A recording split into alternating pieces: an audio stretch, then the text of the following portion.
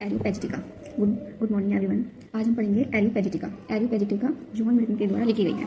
एरियोपैजिटिका उस स्पीच का नाम है जिसको जॉन मिल्टन ने पार्लियामेंट के लिए लिखा था। उसका नाम एरियोपैजिटिका है।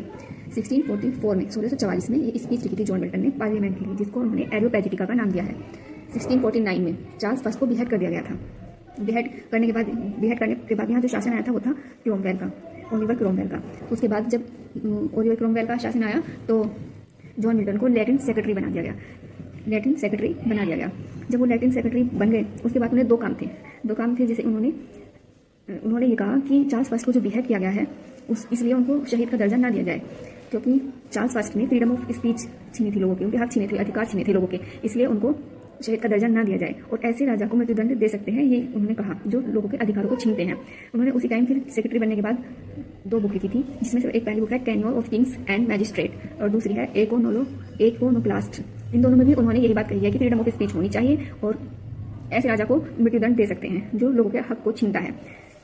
हमें एक ये याद रखना है कि स्पीच जो है स्पीच प्रोज में है और पैम्पलेट के फॉर्म में पैम्पलेट पर लिख कर जगह जगह चिपकाई गई थी। ये प्रोज फॉर्म में है स्पीच, जिससे कि जगह जगह चिपकाई गई थी, जिससे उनकी जॉन मिल्टन की बात पार्लियामेंट तक पहुंचे, लोगों तक पहुंचे। जॉन मिल्टन आगे बढ़ते थे against censorship and licensing order of 1643।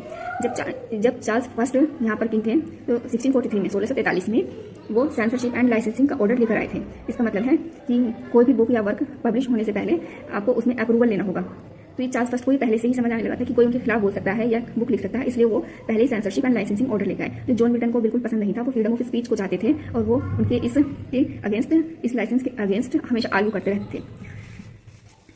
Written during the English civil war. ये जो एरियोपैजिटिका लिखा गया है ये सिविल वॉर के टाइम पर ही लिखा गया। इंग्लैंड में उस टाइम सिविल वॉर चल रही थी, वो चली थी 1642 से लेकर 51 तक चली थी। Writing during the English written during the English civil war. ये सिविल वॉर के टाइम पर ही लिखा था एरियोपैजिटिका को। और सिविल वॉर कब से कब तक चली थी? 1642 से लेकर 51 तक चली थी। ये फेजेस में चली थी। सिविल वॉर क्या होता है? सिविल वॉर वो होता है जब एक ही कंट्री में दो अलग ग्रुप या दो से ज्यादा ग्रुप एक दूसरे के अगेंस्ट हो जाते हैं ओपिनियन में, और वो अगेंस्ट रहते हैं, उनको उस तरह की जो लड़ाई होती है उसको सिविल वॉर कहते हैं। जैसे इंग्लैंड में उस टाइम सिविल वॉर में कौन कौन सी पार्टीज बनी हुई थी? एक तो था रॉयलिस्ट और दूसरा था पार्लियामेंट्रियंस का ग्रुप।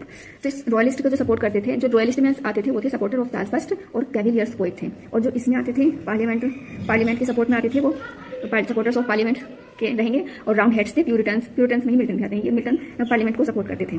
कैविलियर क्या होता है? कैविलियर ऐसे पोएट थे जो चापलूसी करते थे, चार्ल्स फर्स्ट की तारीफ करते थे, प्रशंसा करते थे।